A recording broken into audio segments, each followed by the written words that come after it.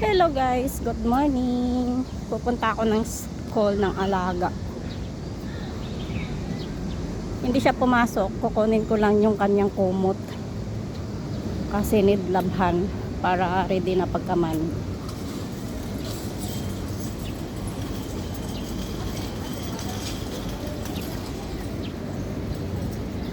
Yung school niya is medyo malayo-layo sa bahay. At lakad-lakad lang. Lagpas 30 minutes, balikan. Ganon yung lakad. Mabilis ang lakad na yon.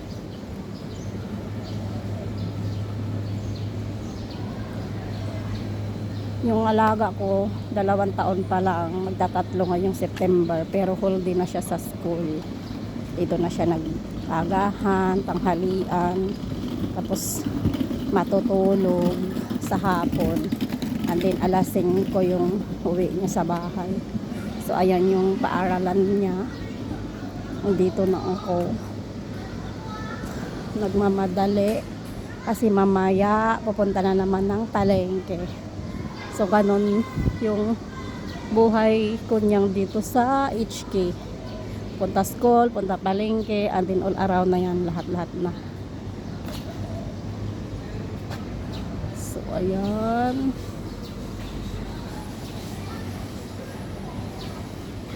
Diba yung school nila nasa baba lang ng building. Sa taas may mga nakatira.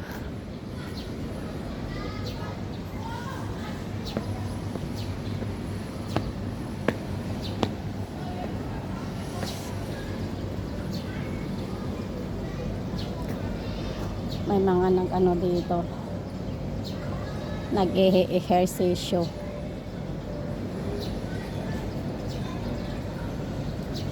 Kailangan ko ng kumatok.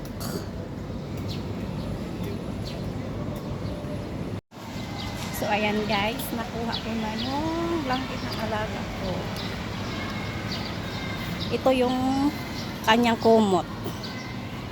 Gamit niya para matulog sa tanghali. Diba?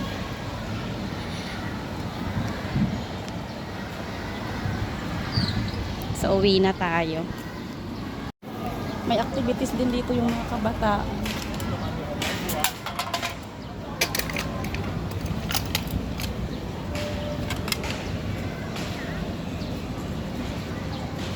Uwi na. Lakad na naman.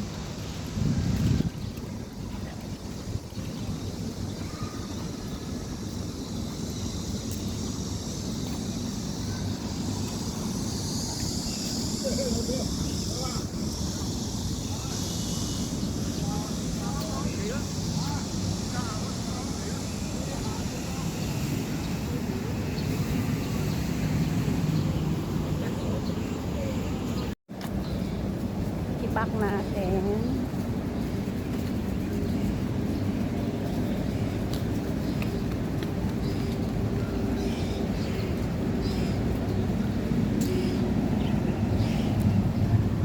Makulimlim pero mainit. Kahit walang sikat ng araw. Awis na.